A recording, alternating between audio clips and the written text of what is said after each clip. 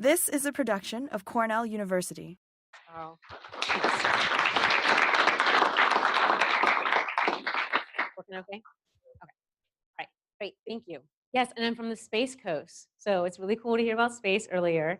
And my father is also retired from NASA, and one of the plant breeders that I'll point out to you has bred a lettuce that was one of the first things that was consumed in space. So a lot of space action.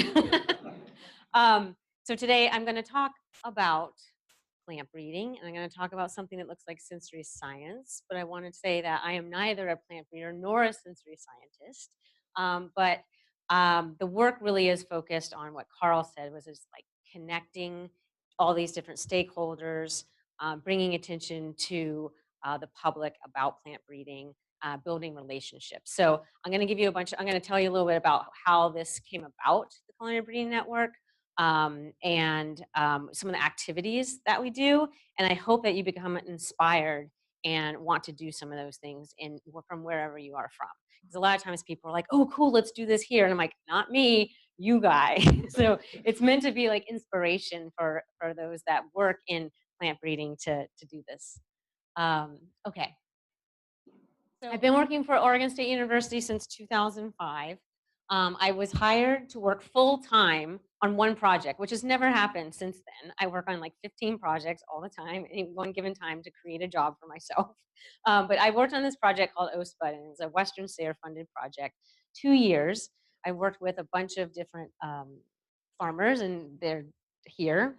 Hold on, let me make sure okay. So these are actually researchers at OSU and organic farmers. So they're diversified organic farmers. And all I have worked with since 2005 at OSU has been diversified organic farmers or organic barley farmers now as well. I'll talk about that later.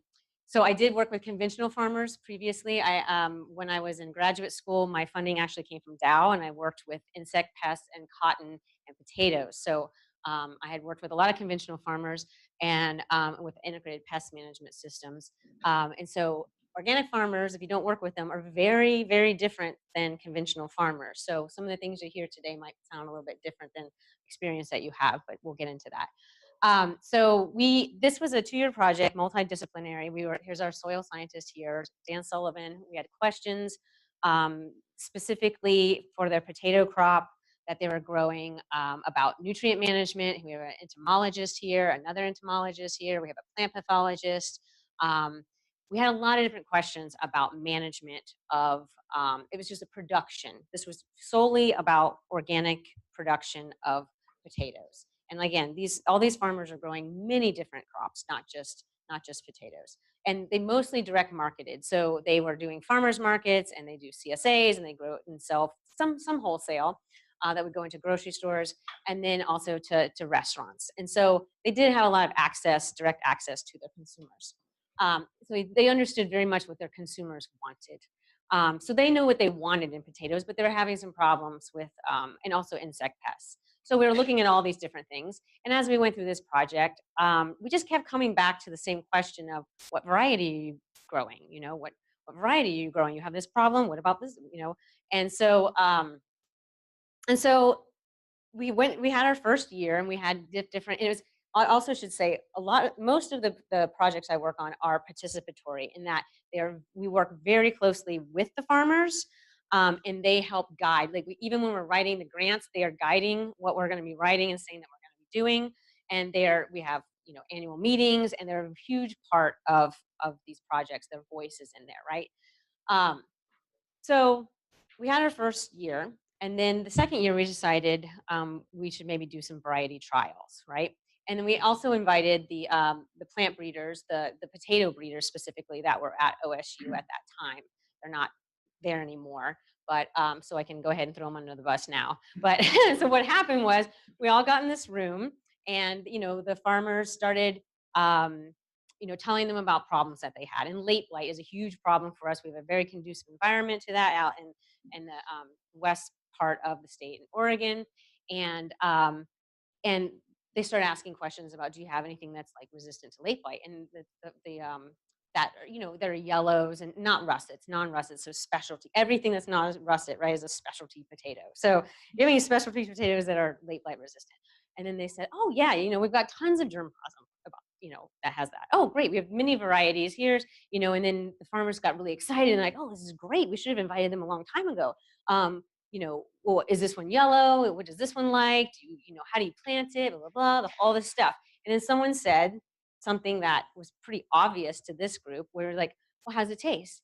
And then the breeder said, oh, it tastes terrible. And in which case I was like, oh God, these farmers are going to fire me. And that there was just like silence. And because the breeders were really focused on the French fry market, and they're mostly looking at russets, and they're mostly not really concerned about flavor because those weren't like the high priority for French fries. And they had really never come across a group of diversified organic farmers like this that were saying, that's one of the most important things to me, actually, is the flavor. So anyway, that was like a real aha moment for me. I hadn't really thought about plant breeding that much, even though when I was at the University of Florida, I worked for a plant breeder, and I was like, had to water all of his wild tomato lines, and I never really thought much about what was going on there. But I thought a lot about it when this happened. And I actually went out and walked the potato mounds in Klamath in Southern Oregon with these plant breeders. And I think they really hated having me out there because, as you know, they had sprayed all of all the vines had died, and there were just piles of potatoes. And we had to walk 10,000 of them. And they walked very fast, and they were just looking for a lot of potatoes in the same size. And I wanted to stop at every pile because they had those germplasm from Peru, and there were these magnificent crosses that would be, pink on the outside, and you cut through them and they'd be like yellow starbursts, and they're just so amazing. And that's the only time that's going to exist. So I took a long time, and they were like, you don't know what you're doing, and we're not bringing you out here again. But anyway, this was a big aha moment for me, and I started thinking about this quite a bit. Next project I started working on was called Novik, and I still am actually working on this project. This is a project that has been funded. It's an OREI project. We're in the third round. So we've gotten 8 years of funding, 2 years of 4 years, 2 times 4 years of funding, and now we're going into our third round. We're going into our 9th season, and this is led by OSU. And so this is Jim Myers, who's the vegetable breeder at OSU. It also involves Cornell with Michael Mazurik is the breeder here that works on the project. In Wisconsin, we have Bill Tracy, who's a sweet corn breeder, and now it was Aaron Silva until this new round. We now have Julie Dawson, who's working with us, and Organic Seed Alliance. And so at each of these universities and institutions, there are breeders that work specifically on breeding for organic systems. And so what we do is across the entire country, we've got about 30 farms that we work with, and we do a mother-daughter design. So we take breeding lines that all these breeders are working on, plus varieties that we know do really well in organic systems, and new varieties that are in seed catalogs that the farmers want to check out. And then we also work very closely with a lot of seed companies and breeding companies to put in new things or things that are about to come out. So we have 6 crops that we're working with, and we grow them all out on farms. So we do replicated trials at a farm at each of one of these locations. And then we have 3 farms around each location where we just do 1 rep. So that the daughter farms, or the baby farms, they call them, serve as like another replication, right? So we get to see how they perform replicated, and then across a lot of different environments, right? So this is one of our groups. This is in 2013. This is some of our farmers we work with. This is Andrew Still from Adaptive Seeds. These are Brian and Christine from Uprising Seeds. So we also work with small independent seed companies that are in our local areas, as well as larger companies. Like it's open to everyone, right? So we grow out these trials, and we want to see how well they perform on these different organic farms. So there's a farmer's choice, and each year we ask our farmers, what do you want us to do this year? So in this one year, this was in 2010, they chose peppers.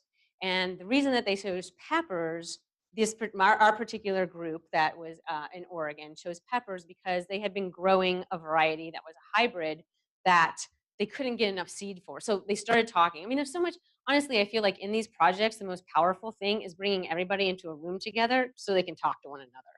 And that's like it. And they will all pretty much tell you that too. So to share information with one another. And so when they were talking this out and brainstorming what should we work on for our farmer's choice this year, um, and so I didn't say that sorry, the most important thing about this project too is what we're trying to look for is more organic seed resources, right? Our farmers are organic. They can find varieties that perform well that are not organic, but that's not always the case. So they're more and more looking for organic seed sources for their farms that have bred organically.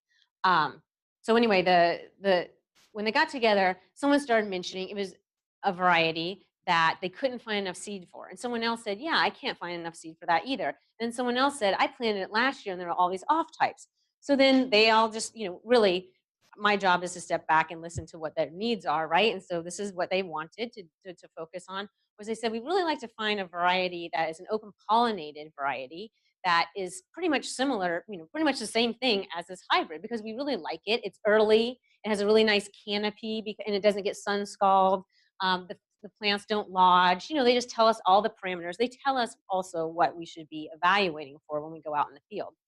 So, and of course, great flavor, right? They always say that. So what we did was we chose a lot of different varieties that we could put into this trial. So we try to keep it at 9. We get a little out of hand sometimes because we get really excited and we do like 15 sometimes. We try to keep it at 9. And this particular year, actually, we were because we're focused on an OP.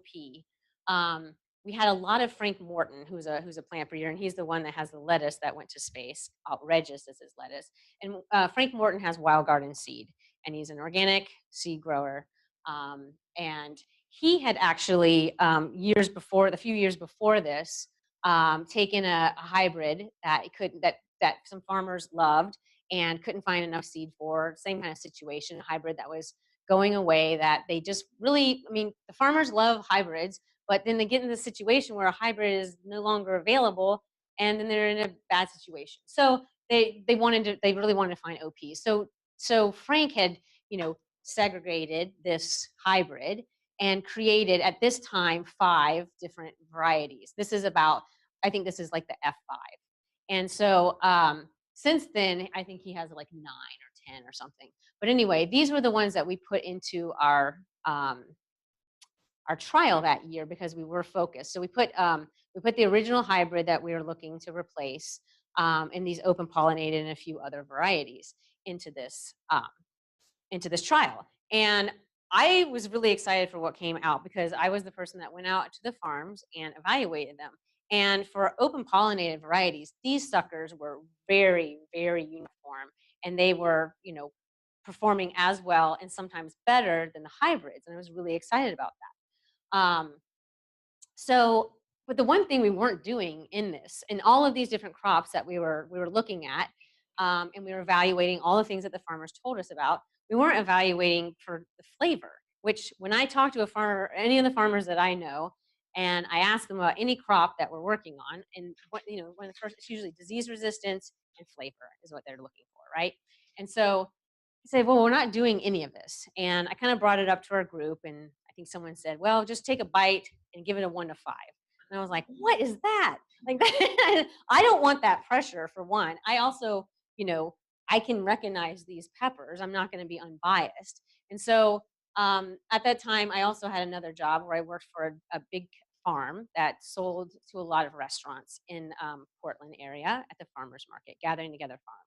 And so I knew a lot of chefs, and I asked the chefs, I said, hey, would you guys want to get together and taste a bunch of peppers? And they're like, yeah, like every chef is like, yeah, let's do it. That sounds great. So that's what we did. So I'm just kind of, again, not a sensory scientist, flying by the seat of my pants. Okay. So I decided, okay, we're going to do this on a Monday when a restaurant's closed. I had a chef put it together. So this was the hybrid actually that we were trying to find a replacement for. So this actually had a code on the back. They didn't get to see the variety name. And we let everyone see the pepper whole and then halved, and then we tasted it raw, sauteed, and roasted. This is an incredible amount of information that they had to do. right? Hedonic scale, 1 to 9 here. Appearance, flavor, sweetness, texture, overall liking. This is just one side. We did 9 of these, so it was almost double. And this is a lot of information. This is not what you're supposed to do. Not a good example, but this is what I did at the beginning. It is chefs, so they don't exhaust like we do, right? So they powered through it, right? And you know, this is what I say. This is the part when I always tell everybody I'm a really bad scientist because I did this and I know I got to get the numbers, I got to put it in the statistics program and it cranks out the answer, right? But I don't have patience for that. I mean, I did that and nothing came out of this. Okay, nothing came out of this. There were only, I mean, there's probably 30 people that came to this tasting, so we didn't have a lot of individuals, but this wasn't the questions that I should have been asking. So what happened was when we got done with this and we're all quiet, you know, and no one's talking and doing all the things that you're supposed to do, we busted open some prosecco and we just started talking to one another because that's really what I like to do. And this is what happened was here's Stocky Red Roaster, here's Jolene's Rustic Italian. Um, so when you saw that Frank Morton feeds a hybrid, it was actually a farmer named Jolene who had asked him to create a variety, an OP variety that was similar to La Prairie, because she couldn't find she could get La Prairie seed still, that hybrid seed, but she couldn't get it untreated. And you can use non-organic seed to get organic seed certification, but you cannot use treated seed, right? So she couldn't find it untreated. So she had seed that was remnant seed that she hadn't planted from the year before, gave it to Frank, and that's where he started that project, right? And so this was the one that she described, this is what I want, right? So the crumply, this concave top, very Renaissance looking kind of pepper, sweet Italian pepper. But he also created other peppers that had really straight walls, rounded shoulders here, much easier to cut through. Like this is, I feel like such a, as it was that, like the phenomenon of like the poser phenomenon, but it's like, this is so obvious now, and it's weird to be standing up here talking to you, but really what the chefs told me in that particular tasting was I started identifying traits and telling us, we want this, we want these rounded shoulders because there's less waste, there's it's easy, it's less time than deal with this. All I think about is myself in the kitchen, trying to deal with that. Am I going to cut it off? Am I going to throw it out? Am I going to compost it? Am I going to, what am I going to do? And this one's going to cook very, very evenly. So they started just telling me things that I said, oh my God, that is not in that 1 to 9 whole situation. I'm not going to get to the questions I really wanted. I didn't even know what the questions were, but this was the question. I was like, what do you guys want? What's going to make you buy something? And these things, I think that this one like tasted a little bit better. Like statistically, it wasn't significant, but they were like, these are both great, but this is what we want. And I thought, well, you guys really need to meet some plant breeders. So that's kind of when this whole thing started. And that's when I kind of started this project that I call like the Culinary Breeding Network, which has had different missions along the way, but really like this is the mission, is to build communities of plant breeders, seed growers, all of these different stakeholders to improve vegetables and grains. I could say fruits too, but I don't work with fruits. I mean, botanical fruits, but but anyway, this is what we're trying to do, and that's what happens in these projects already. But we really do need to go to the next step and do some tastings, and also so understand which ones taste the best, and then also understand um, what it is that all the different individuals that are buying these things want. Um, and so here's Frank, and here he is out. This could be outrageous. I don't know, but here he is out here with his lettuce. Do you guys know Frank? Has anybody met him? He's awesome, right? And Frank knows what he's doing. This is nothing against Frank, but Frank, the idea of this, here he is with all of his lettuce going to seed, and this is a full sib block, so he's got just hundreds of those out there, where he is alone. He's making all these decisions by himself. He really does know what he's doing, so he makes good decisions, but the idea is that he's all by himself on his farm. Sometimes he has maybe 4 people on his crew, and they're maybe give him some input, but that's it. So why don't we have more people bringing in, telling us their opinions and what it is that they want, right? So that's how it kind of started. Is let's let's have some other people walk through this and choose which of these plants to keep, right? So the following year, we went through and we did the sweet pepper tasting once again. And I actually downloaded a bunch of information because what I didn't realize was the chefs really wanted more of this information. I just said, hey, will you guys taste all these peppers and tell me which ones taste the best? But they actually really wanted more information about seed. And they're like, what is this? Like who's growing this seed? They hadn't, most people, they don't not thinking about that. And even though these were farmers, I knew them all from the farmers market. So they know they're farmers. They're going to farmers. They're buying things. They're communicating with what that they want. But they hadn't even thought about that yet. They're like, wow, well, like we like the idea. We like the idea of this Frank guy. Like, can we get some of his stuff? And they started tasting his things, and they're like, okay. So really, to be given some more options and to be like introduced to more variety and diversity, the chefs, of course, love that. So the next year, we invited them to actually not just taste these are varieties that are already commercially available and out, and which one you like the best. But we actually had them take these are mild habanero breeding lines from Jim Myers, who is working on he's working on, and it should be released pretty soon. It's similar to Michael Mazurik's Habanada, right? They sometimes are just like working parallel universes. Tromboncino squash, habanada, mild habanero peppers. But anyway, Jim has been working on selecting for an early one for our, because we have a short season and these are tropical peppers. So he was working on trying to select for earliness and like also plant architecture, plants that didn't lodge or split. And so he had a lot of different lines. These are just two. We had them taste, I think, 4 different lines that were really promising. And these are just examples of the different phenotypes that were out there, right? And he was like, I don't know what people want. What do people want? So we gave the chefs, and there are some farmers that were there too, the opportunity to taste them and evaluate them and give that information to Jim basically as a selection event. And they were really drawn to it's kind of between this and this kind of shape, color, size. So that's the MH8 line that he has that will at some point be released. So that was really exciting. Like Jim loved that. He loved getting that input because he's like, I don't know what people want. And then the chefs just thought it was like fantastic that they got to have, they got to share their opinions of what they wanted with someone who actually is making those decisions. Um, so from there, I started kind of doing these events. And okay, these are not grant funded projects. I'll get to that. I started doing them, and they actually all have been sponsorships from seed companies and like Organic Valley and Cliff Bar and others. You can go to the website and see all the different sponsors of these, and then ticket sales is what we've been doing. So the first one was in 2014, and what these are basically is a series of tables. I'll show you some pictures of those in a minute. The first year I actually did this because I had a journalist contact me because you put something on Instagram, you take some nice pictures, and all of a sudden someone thinks it's like this big nonprofit, fully funded organization, and like, oh wow, this is great. And so I had this journalist call me and said, I just got a fellowship for a year, and I'm going to be writing about all these different things. And I like to come out. He called me in January. He's like, I like to come out in September and visit you and interview you for Scientific America, and then do like a whole spread, 5 pages or something on the Culinary Breeding Network. And I was like, oh yeah, cool. All right. Get off the phone. I'm like, oh my God, what am I going to do? Like, what is this thing, right?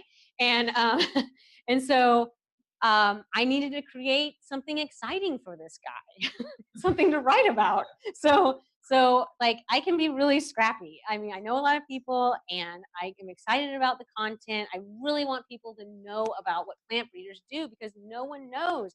And you guys are the ones that are making the big decisions. I'm always talking to people about that. I was like, you got your farmer and you guys love the farmer and like, think the farmer does everything, but guess what? There's this whole world like in this, like let's walk through this door that's behind the farmer that is, where all these decisions are being made. And get to know, what they do and interact with them. And they'll listen to your opinions. Some of them, not all of them, I guess, but you know.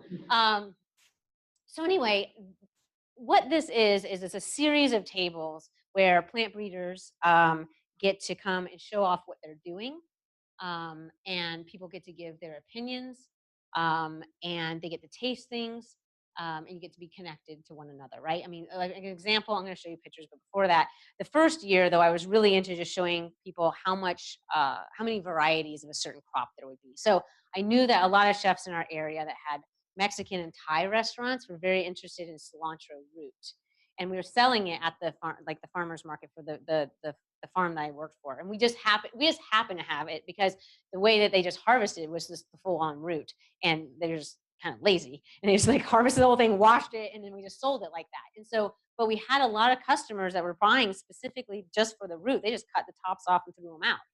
And I was like, we should cut these off and sell both of them separately. But anyway, um, so what? So we grew out 8 different cilantros, and then the person can come to the table, and the 8 cilantros, you could taste, stem, leaf. Sometimes we had like young seed, sometimes dry seed as well, and then root. And that table was the most popular. There's 14 tables that first year, and like so many people came up to me afterward and like, oh my god, I thought there was one cilantro. No, there's not one of anything. There's a lot. And so what we do, we take the one that we really want people to walk away from, that we think this is the one that does really well in organic, that we know does really well in organic systems and tastes great. And we have the breeder that, or the seed grower, either one, as that offers that, who bred it or offers it for sale, is there at the table to talk with, and the chef then they're paired up with a chef, and the chef takes that product, that variety or breeding line, and makes something like really great to eat, right? And people really want to come because what we do is we kind of do it different than universities usually do. We have these separate websites that are like way flashier. We've got, really beautiful, um, artwork. We try to market it in a different way. And I always like to say it's a trick, because we get people like think that it's like, oh, it's a really cool like foodie event, and they come in there, but we're really just going to talk about plant breeding to them. So we just like we trap them. So anyway, see, and it's really fun. So we have Phil Simon, who's a carrot breeder, right? He's in Madison with USDA. Lori McKenzie with the Organic Seed Alliance, and this is one of our chefs, Carl. So this is one of their projects. So their table is focused on their breeding project, that they don't have anything that's released yet, but they bring some of their promising lines. And people get to look at them and they think, oh my God, I've never seen carrots like this ever before. And they get really excited and they get to give their opinions. And then Lori and Phil get more opinions in one night than they get the whole rest of the year. And maybe that's too much, but they can do with that information with whatever they please. So, so there's breeding projects like that. This is actually a farm that's in Napa that took seed from Hungary, paprika seed from Hungary, that for a restaurant who they are Hungarian, and they went back and brought seed back, a lot of different seed back, and they're growing these out. And so these are all the different lines that they've got of like fresh, dried, and powdered that you get to taste. Um, this is Frank Morton again. He's got parsley. So this was actually like 14 accessions of parsley from the GRIN database from 10 different countries. And his idea was he was just going to grow them all out, let everything kind of like intercross. He was looking for creating a new variety that didn't bolt, and then also overwintered.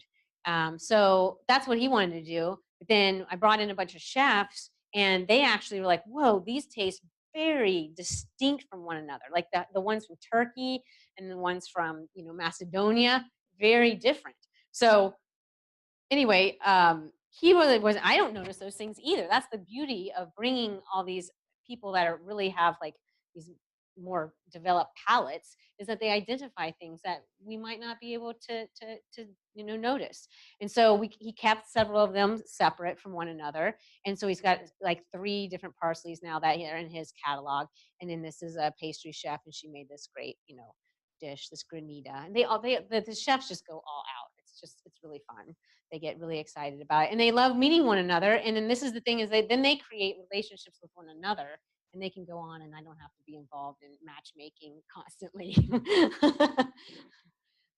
So here's Jim. And so this is another crop that both Jim and Michael Mazurek actually work on, is Chomochino squash. And so here's a farmer and a chef that made some like really cute, like this is like little dried squash lollipop things. really delicious. So it's really fun. We went to New York City this year. I've done 4 of these in Portland, Oregon. I did 1 in Oahu because we were going there already to teach a workshop. And so we had a lot of things grown out, and we did the variety showcase there. And we also had a lot of tables that focused on things that are being grown that grow in Hawaii, but they're not consuming enough of in Hawaii, right? So the focus of those tables was just like, hey, here's this great stuff, and eat it. It's here, rather really than the breeding. We came to New York City. We did 2 variety showcases in one day because the space was just. I wanted to make sure that everybody was included. And we did 14 tables at each different time slot. It's really, I mean, people just really interact. It's really fantastic. And we had a lot of people from Cornell because Griff. I went to college with Griff. He's not here because he just got back from Africa, but there's a picture of us together a long time ago that we went to college together. Um, and we were both in the citrus club. So he brought his tomatoes. His student Hannah is here. She brought her kale. She's done tons of work with consumers on tasting and looking at different kale phenotypes and giving feedback on that. Um, Thomas Borkman came with his broccoli. We had a really great chef that is from I believe Connecticut who was here, who was really excited about the project. And Jim Myers brought some of his West Coast breeding lines of broccoli bred specifically for organic systems. Um, we have yeah, Walter brought potatoes. I don't have a picture of Mark. Mark Sorrells came and he had Emmer. That was really exciting. He worked with Michael Anthony, who's a great chef in New York City. Now they're working on a lot of different projects together. So this is the last one that I did in Portland, which was in 2018. That's not the thing for it, but anyway, no, sorry, it was in 2017. This is just the participants.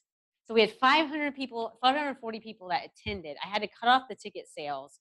I think that like 700 people would have come probably, but it was going to be just way out of hand. We had 30 tables. We had 3 special exhibit educational rooms that went into other things other than just plant breeding. We talked about basically just trying to get the whole message of G times E and what that means in an interactive way in another room. And we had 78 participating breeders, chefs, and researchers were in that were at those tables. So it's I gotta say it's very popular. People are really excited about it. People are really ready to go to the next level. One of the chefs said it's like farm to table varsity squad. So it's like, okay, we already know all this, we don't know this, but it's like, let's go down the rabbit hole. Like, let's go deeper. Like, what's next?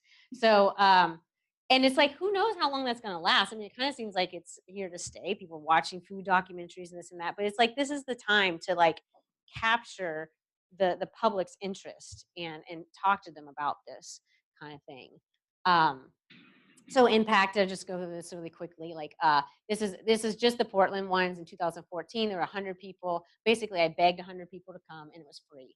And so each year, and then they're doubled, and then it was this, and so this last time, I think I sold tickets for $50 a piece. I give there's if you're a farmer, you work in social justice, anything like that, you get a deep discount. But the public is just coming, wants to support it.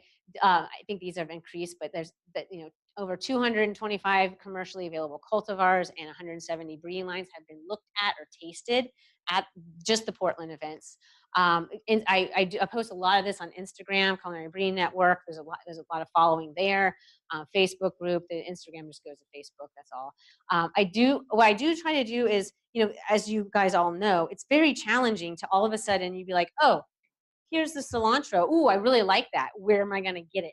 I mean, even if you went to the farmer's market, you're not even going to, even if you ask the person that's selling it at the farmer's market, even if it's the farmer, they're probably not going to know because you're growing a lot of different varieties for one, usually for depending on the slot. It's never labeled. There's a problem still, right? So I'm trying to, if anybody's got any ideas, like I'm trying to deal with this. So what I do is I survey any of the commercial growers or any of the commercial buyers that come. We really try to get wholesale buyers to come to this,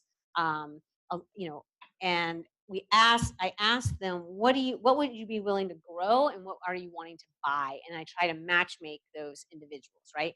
And then of course I try to survey and figure out what kind of impact does this have? Because if I'm ever going to get grant funding, which we did, I'll tell you about, get grant funding, we needed to have like what kind of impact. So, you know, I think there's pretty big impact for individuals that are coming to this. And then this is one C company reports 500% sales increase. I have no, that's Frank.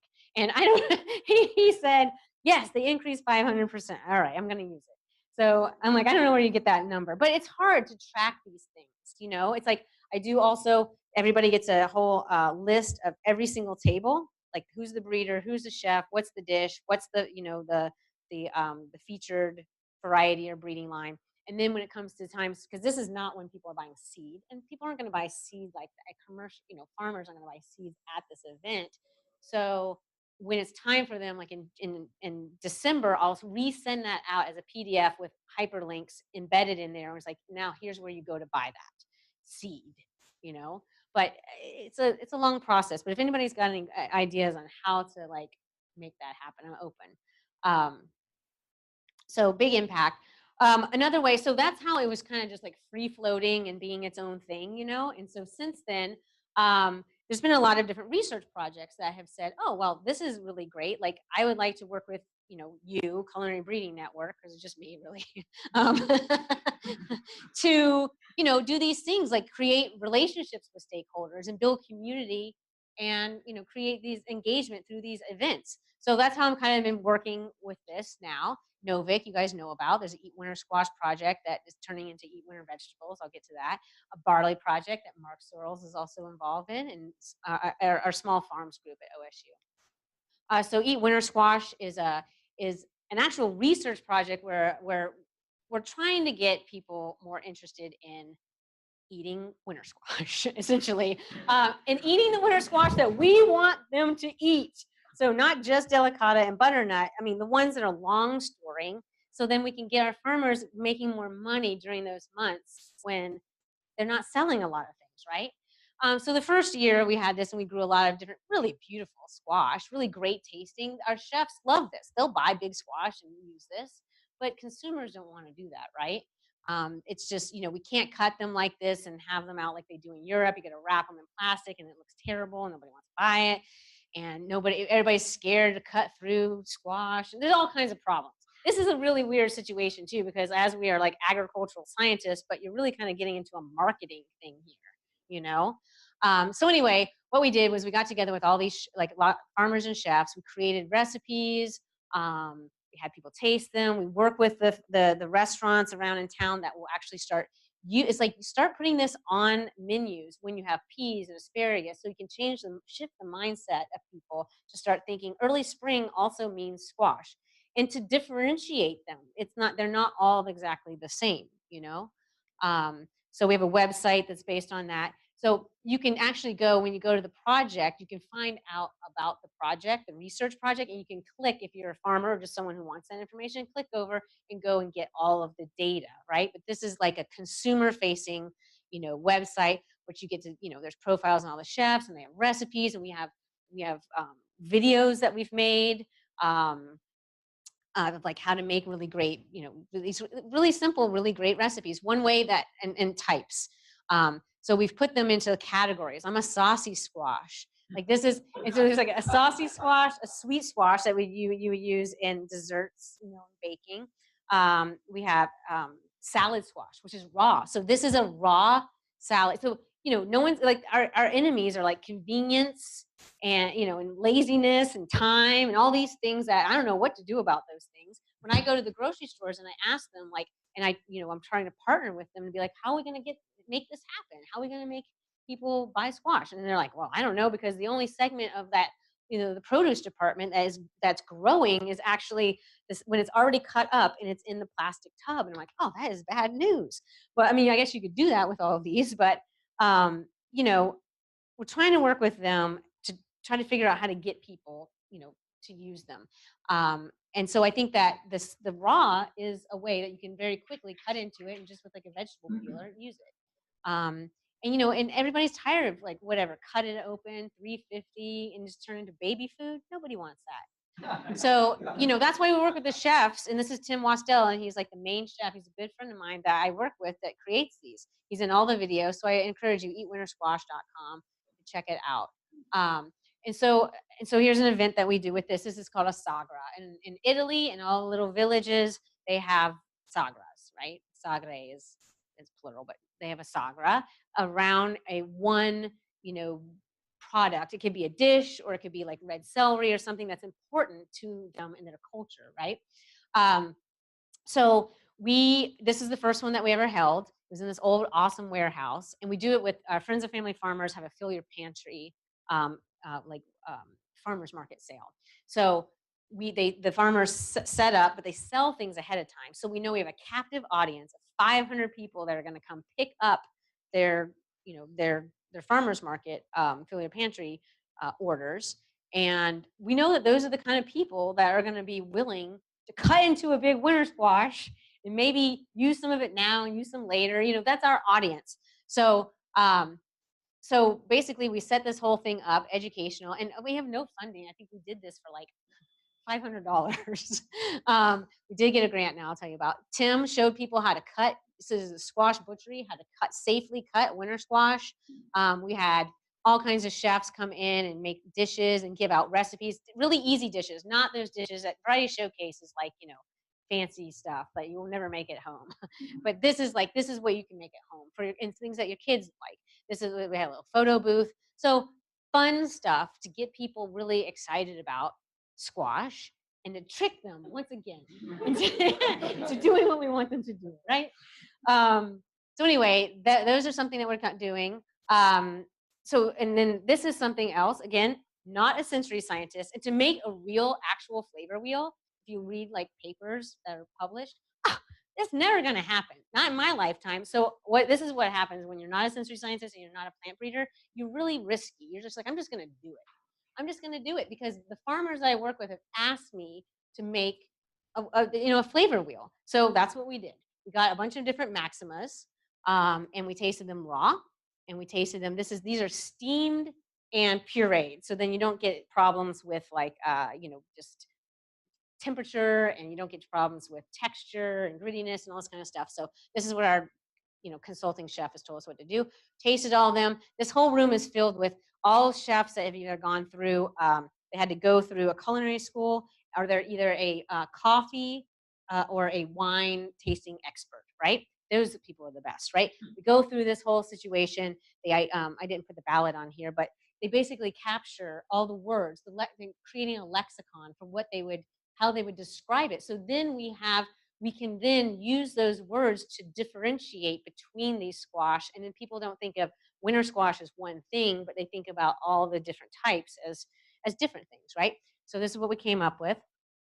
I won't go through the whole thing, but I came up with a method that will never be published in the peer-reviewed paper.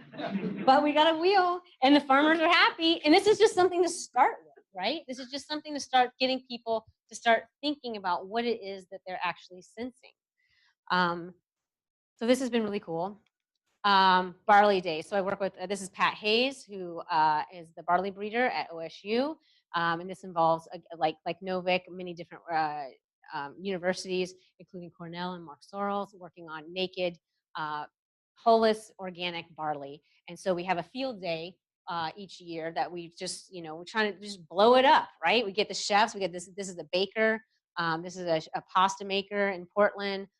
These are barley cookies and barley ice cream. So we get all these, people involved in it in a field day that would normally have like 30 people. We get like 100 people, and we get all kinds of different people that we really want, to know about this work. So, just trying to get people really excited about agriculture. This is one I did this past year, Sagra de Radicchio. I'm a huge fan of, this isn't even OSU stuff. I just do this on the side for free. I mean, just for fun. And these are two farmers that used to live in Italy, and they live outside of Seattle, and they grow a lot of different radicchios for the Seattle market. And this is a crop that has a big future. thought for a long time, especially where we are. And we had another Sagra celebration around that. So sometimes, and then we did have breeders. Actually, Johnny's had some of their lines here, and then we had, this is Brian from Uprising, so they've got some new things that are coming out.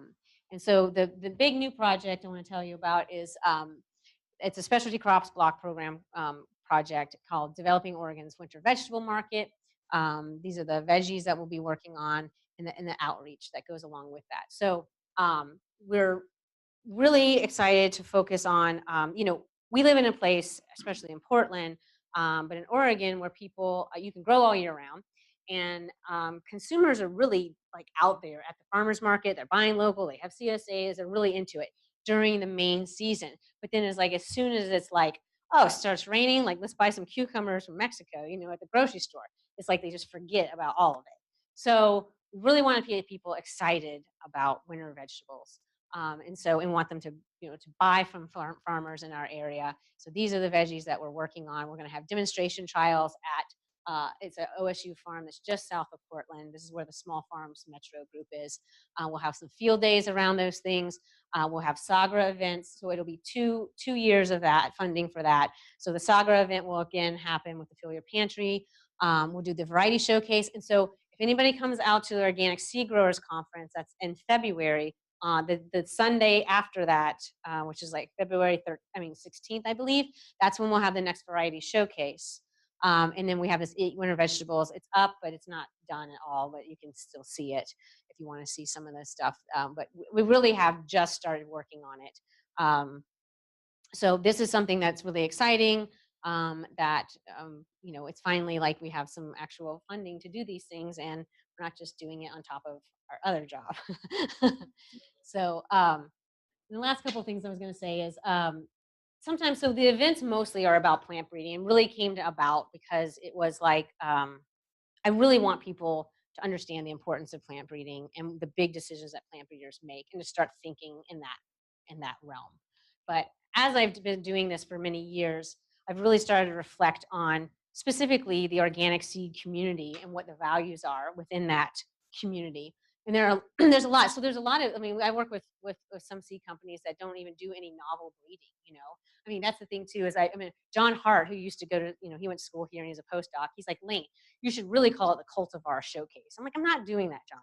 I'm like, but a lot of them really aren't plant breeders, if you want to. They're not doing novel crosses, but they're doing a lot of really important work that has to do with like heirloom preservation. These are just some of their values, right? Flavor. That's what flavor and organic breeding is, what has to be. That's like what these events are all about, right? But they also care a lot about all these other things, farm worker rights and open source genetics and spirituality in farming and all these different things. And climate chaos being a really big one for a lot of people. So some of the things that we do also bleed into other things that are part of our values. And one was Farming While Black, which is a book that came out of Soulfire Farm, which is on the east side of the state, I think, Peterson, New York, I believe.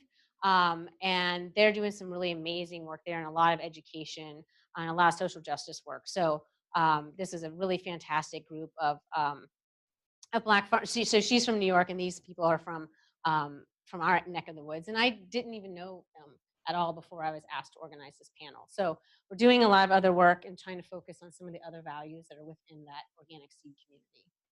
And then I just wanted to give a quick shout out to a lot of others that are doing the same type of work and bring different stakeholders all together. Seed to Kitchen Collaborative out of University of Wisconsin at Madison, Julie Dawson's work with chefs, Kitchen Cultivars, which is part of the Hudson Valley Seed Company and Seed Shed, that's Ken Green. The Bread Lab, which is Steve Jones up in Mount Vernon, Washington. He has a bread lab that's attached to his breeding lab. Hannah Sweegarden, who's here, has been doing amazing work with consumers. This is her table at the Variety Showcase in New York City, and trying to figure out what it is that consumers want. She gave them kale homework. And what is it that they want? Johnny's, they kind of dropped this initiative a little bit because it does take a lot of time to put together these events, and it's kind of like it needs to be like, you can't just, so Lindsay, who's the breeder there, was like breeding and then doing these events. It's too much. So anyway, but they've got their they had some events that they were doing for a couple of years and had an initiative. And then Row 7 Seed Company is Dan Barber and Michael Zurich is involved in that, and Fruition Seeds, which they are offering varieties that have been bred with chefs and breeders working together. And that's it. And then so this is the Instagram handle if you want to follow things most up to date. And then there's also the website, which is not as up to date.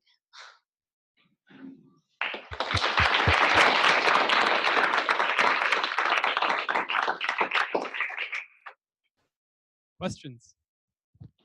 So, I'm curious with the Culinary Breeding Network. It seems like is it exclusively organic farmers, or is there room for non-organic farmers that want to produce in the same style, caring about flavor for consumers and chefs alike? Yeah.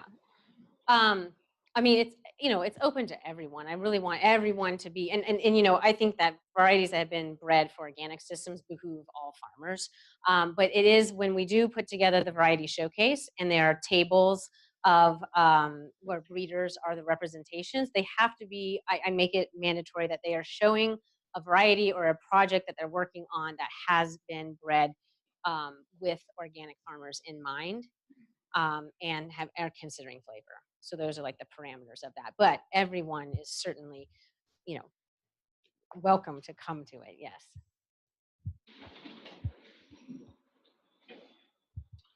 So I think it's really great to get the feedback from the chefs to the breeders, but it seems like some of those relationships are really one to one.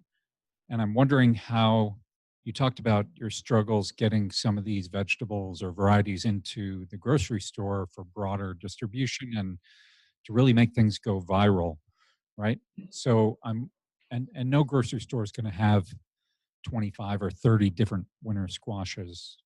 Yeah. They just don't have space for that. So you also mentioned our laziness and lack of time, which we now overcome with the internet and FedEx. So I'm just wondering if you foresee a future where we would buy specialty vegetables like this marketed through the internet and shipped to us through FedEx. Yeah. I don't know. Maybe. Well, I will say a couple of things about like, so we have, so, we try to engage as many of like the buyers, the wholesale distributor is OGC in our area, organically grown company. So like Organic Seed Alliance has partnered with them actually with the purple sprout broccoli, and we work with that some too, where we're working with them to actually get that into a lot of grocery stores. So then, it's available outside of like a farmer's market or directly from a a farmer.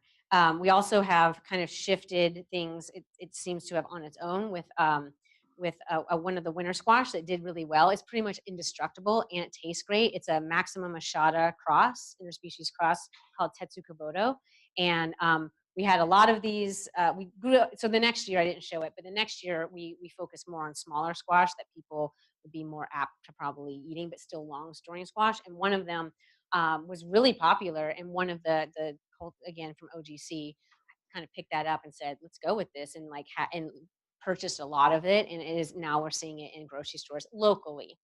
Um, as far as something that's that big, I don't know. Like this is the part where I'm like, I'm just trying to do what I feel like I can do in my area, and I'm not sure how to get to the next level. I have to say that I feel like Row 7 has done a really good job with that. I don't know if you've kept up with some of the stuff that they're doing, but they have Koji Nut is one of the squash that they have, and they partner with like Sweet Green, which is like like a healthy fast food place that's in bigger cities. I've never been to one, but I think they have them in LA and New York.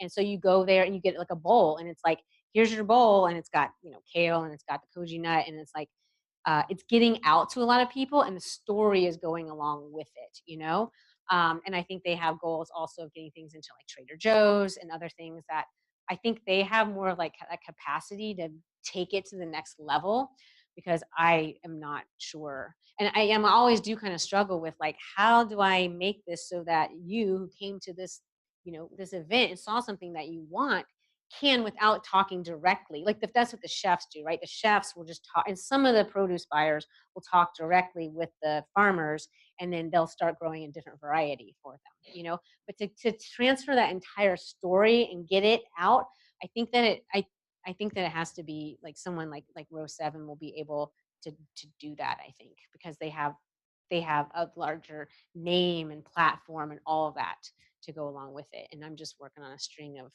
grants, just trying to get by. But if anybody's got ideas, I'm like, I would love to see that happen.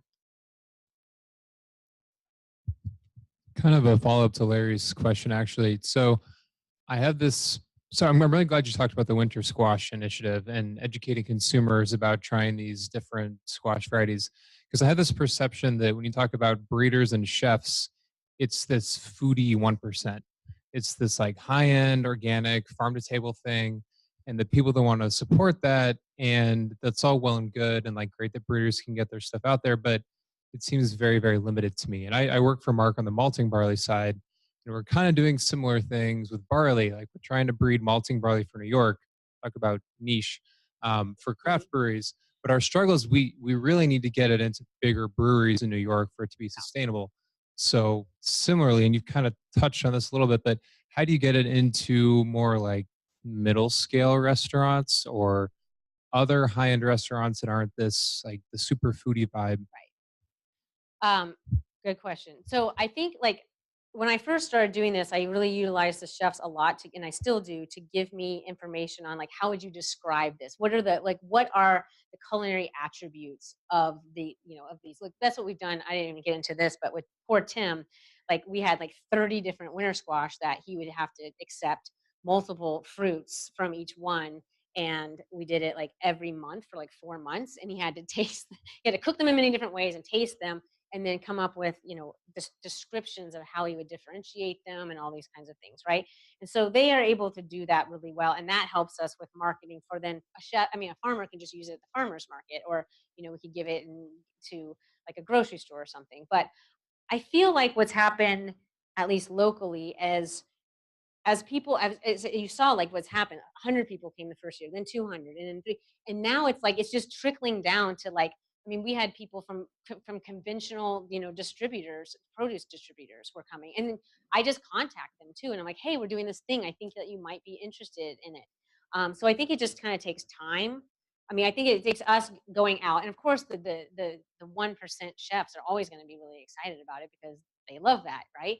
And then once you get to people start hearing this, and I think people are hearing about it more, then and you approach them, and then you can start creating relationships with them, because that's where it really is. Like, I mean, like the first year when it was just the chefs and the farmers, like, well, that's great, but really we need to be talking to the buyers that are going to get it into all the stores.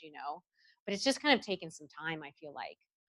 But and just contacting the breweries and talking to bigger size ones. And yeah, it is a challenge too when it's like it's something new and there's not a lot that's being produced of it. So then, I mean, you kind of have to facilitate the whole thing where you're like, okay, this is what you want.